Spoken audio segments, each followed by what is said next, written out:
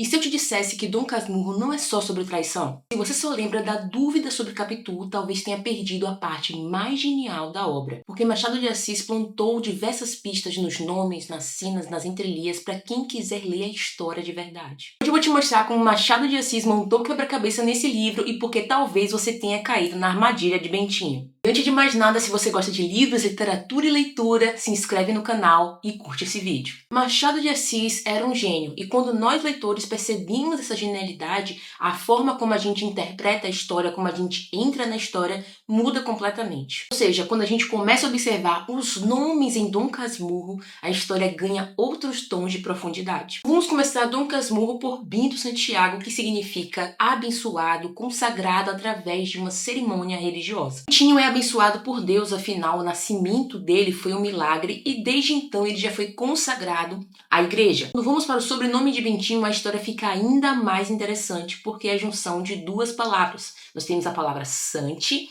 e nós temos a palavra Iago. Vamos prestar atenção nessa palavra Iago aqui, porque é o personagem da peça do Shakespeare, Otelo. Na trama, Iago é responsável por manipular o protagonista, fazendo Otelo acreditar que foi traído pela sua esposa. No fim, tomado de ciúme, Otelo comete um crime e depois tira sua própria vida. Iago, o manipulador, vai lá e foge. O jeito é dar uma fugidinha com você. Curiosamente, o nome de Bentinho é seguido de Santiago, que nós temos esse Iago no nome. Então, será que Bentinho se deixou enganar pelas suas próprias suposições? Será que existe um pouco de Bento e um pouco de Iago, um pouco de bem, um pouco de mal dentro de um homem só? Ou pior, será que Bentinho fez o papel de enganado e enganador ao mesmo tempo? Bento Santiago é o menor dos Romildos, é o mais inocente, é o mais bobo, ele não sabe diferenciar os sexos, e enquanto Capitu pensa no futuro deles, ele tá comendo cocada nessa cena aqui. Capitu deixou-se ir, rindo, depois a conversa entrou a cochilar e dormir. Tínhamos chegado à janela. Um preto que desde algum tempo vinha apregoando cocadas parou em frente e perguntou: "Sinhazinha, quer cocada hoje?" "Não", respondeu Capitu. "Cocadinha tá boa. Vá-se embora", replicou ela sem rispidez. "Dê cá", disse eu descendo o braço para receber duas. Comprei-as, mas tive de as comer sozinho. Capitu recusou. Vi que em meio da crise eu conservava um canto para as cocadas, o que tanto pode ser perfeição. Então veja só que Capitu estava pensando e eles tinham tido não é uma discussão, né? Mas tinha tido uma cena antes dos dois. E ele estava lá pensando em cocadas, é como se... Imagine um meme assim, um menino pensando em, sei lá, videogame, alguma coisa assim, e a menina super afim dele, sabe? O tio é muito bobinho, gente, ele só se dá conta de que tá gostando de Capitu mesmo quando José Dias faz a denúncia, que é a seguinte: "Entrar na sala de visitas quando vi proferir o meu nome e escondi-me atrás da porta. A casa era da rua de Mata Cavalos, o mês de novembro. O ano é que é um tanto remoto, mas eu não hei de trocar as datas da minha vida só para agradar as pessoas que não amam histórias velhas. O ano era de 1857. Dona Glória, a senhora persiste na ideia de meter o nosso Bentinho no seminário? É mais que tempo e já agora pode haver uma dificuldade." "Que dificuldade?" "Uma grande dificuldade. Minha mãe quis saber o que era José Dias depois de alguns instantes de concentração. Veio ver se havia alguém no corredor. Não deu por mim, voltou e abafando a voz disse que a dificuldade estava na casa ao pé, agente do Pádua." "Agente do Pádua?" "Algum tempo estou para lhe dizer isto, mas não me atrevia. Não me parece bonito que o nosso Bentinho ande metido nos cantos com a filha do Tartaruga, e esta é a dificuldade, porque se lhe pegam de namoro, a senhora terá muito que lutar para separá-los." "Não acho. Metido nos cantos? É um modo de falar, em segredinho, sempre juntos. Bentinho quase não sai de lá. A pequena é uma desmiolada. O pai faz que não vê. Tomara ele que as coisas corressem de maneira que... Compreendo seu gesto. A senhora não crê em tais cálculos. Parece-lhe que todos têm a alma cândida." E logo em seguida, Bentinho vai sair correndo e vai de encontro ao Capitu. E o mais engraçado é que Capitu está escrevendo o nome deles na parede. Tudo o que contei no fim do outro capítulo foi obra de um instante. O que lhe seguiu foi ainda mais rápido. Deu um pulo e antes que ela raspasse o muro, li esses dois nomes abertos ao prego e sim dispostos: Bento, Capitolina. Voltei-me para ela. Capitu tinha os olhos no chão. Ergueu-os logo, devagar, e ficamos a olhar um para o outro. Confissão de crianças. Tu valias bem 2 ou 3 páginas, mas quero ser poupado. Em verdade, não falamos nada. O muro falou por nós. Não nos movemos, as mãos aqui se estenderam pouco a pouco, todas 4, pegando-se, apertando-se, fundindo-se. Não marquei a hora exata daquele gesto, devia tê-la marcado. Sinto a falta de uma nota escrita daquela mesma noite e que eu poria aqui os erros de ortografia que trouxesse, mas não traria nenhum, tal era a diferença entre o estudante e o adolescente. Conhecia as regras do escrever sem suspeitar as do amar. Tinha orgias de latim e era virgem de mulheres. Olha que interessante, meu Deus, eu chego a me arrepio com Machado de Assis, gente. Veja como o Bentinho consegue mostrar que ele não conhece nada das mulheres, enquanto que ele é um estudante, ok, que conhece latim, que conhece todas as regras gramaticais, mas não conhece as do amor e muito menos conhece coisas ou os segredos das mulheres. Outro aspecto interessante que vale a gente prestar atenção é que logo no início o próprio Dom Casmurro vai dizer que a gente não precisa ir nos dicionários para saber o que significa casmurro, porque ele próprio diz que significa uma pessoa reclusa, já que ele é aquele cara que fica em casa, que sai pouco e tudo mais. Não consulte dicionários. Casmurro não está aqui no sentido que eles dão, mas no sentido que ele pôs o vulgo de homem calado e metido consigo. Dom veio por ironia, para atribuir-me fumos de fidalgo, tudo por estar cochilando. Também não achei melhor título para minha narração, se não tiver outro aqui até o fim do livro, vai este mesmo. O meu poeta do trem ficará sabendo que não lhe guardo rancor, e com pequeno esforço, sendo o título seu, poderá cuidar que a obra é sua. Há livros que apenas terão isso dos seus autores, alguns nem tanto. Mas, leitores, a gente precisa prestar atenção em um aspecto.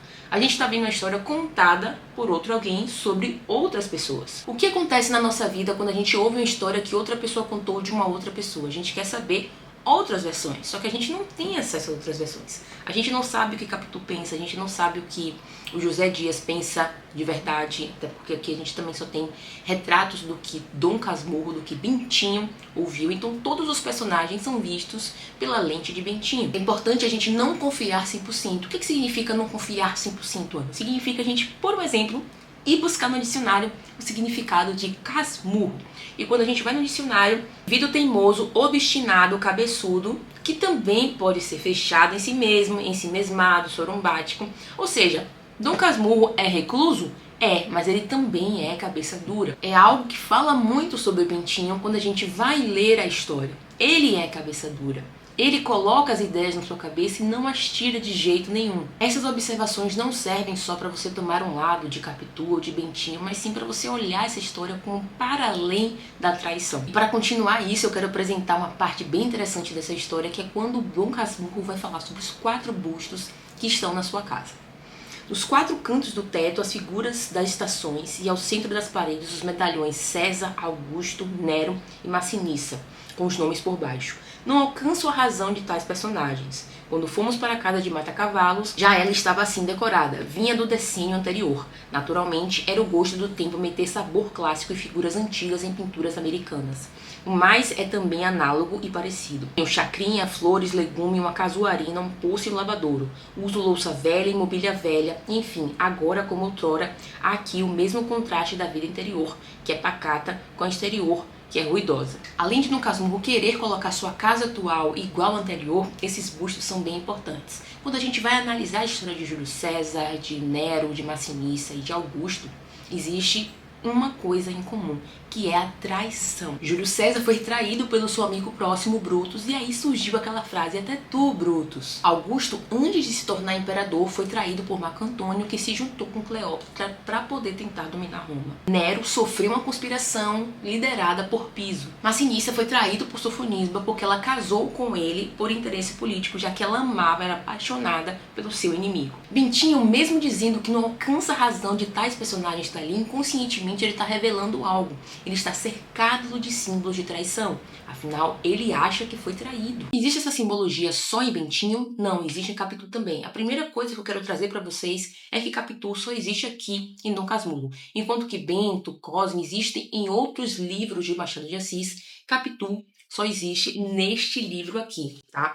E vamos lá. Capitu é o diminutivo de Capitolina. Capitolina é a derivação do substantivo Capitólio, que significa templo romano dedicado a Júpiter. O nome de Capitu, portanto, remete à nobreza, a sangue real. Capitu é inteligente, é astuta, é observadora, sobretudo focada também, porque ela conseguiu fazer com que Bentinho não fosse pro seminário para que eles pudessem viver o amor deles. Nem tão sério assim, tem o tio Cosme que no início do livro tá tentando subir no cavalo com a maior dificuldade dificuldade possível. E quando ele consegue subir no cavalo, o Machado de Assis fala o seguinte, que o cavalo conseguiu carregar o peso do mundo nas costas.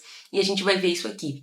Era gordo, pesado, tinha a respiração curta e os olhos dorminhocos. Uma das minhas recordações mais antigas era vê-lo montar todas as manhãs a besta que minha mãe lhe deu e que o levava ao escritório. O jeito que a tinha ido buscar, a cocheira segurava o freio enquanto ele erguia o pé e pousava no estribo. A isto seguia-se 1 minuto de descanso ou flexão. Depois dava o impulso, o primeiro, o corpo ameaçava subir, mas não subia. Segundo impulso, igual efeito. Enfim, após alguns instantes largos, Tio Cosme enfeixava todas as forças físicas e morais, dava o último surto na terra e desta vez caía em cima do selim.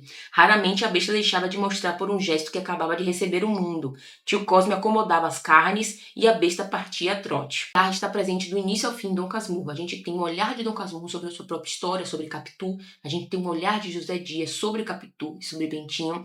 A gente tem um olhar como um todo que se mistura também com o mar. Veja que Capitu tem um olhar de ressaca. O Escobar morreu através do mar, eles também observam o mar, então também tem toda essa dinâmica com o mar e com o olhar que é válido também observar, e eu já fiz um vídeo sobre isso aqui. Aí José Dias fala para Bentinho, quando era mais jovem e criança era natural, ele podia passar por criado, mas você está ficando moço e ele vai tomando confiança. Dona Glória afinal pode não gostar disso. A gente para não é de todo mar. Capitu, apesar daqueles olhos que o diabo lhes deu, você já reparou nos olhos dela? São assim de cigana oblíqua e dissimulada, pois apesar deles poderia passar se não fosse a vaidade, e assim por diante. E depois Bentinho, tão impactado com essa descrição, ele vai dizer o seguinte, tinha me lembrado a definição que José Dias dera deles, olhos de cigana oblíqua e dissimulada.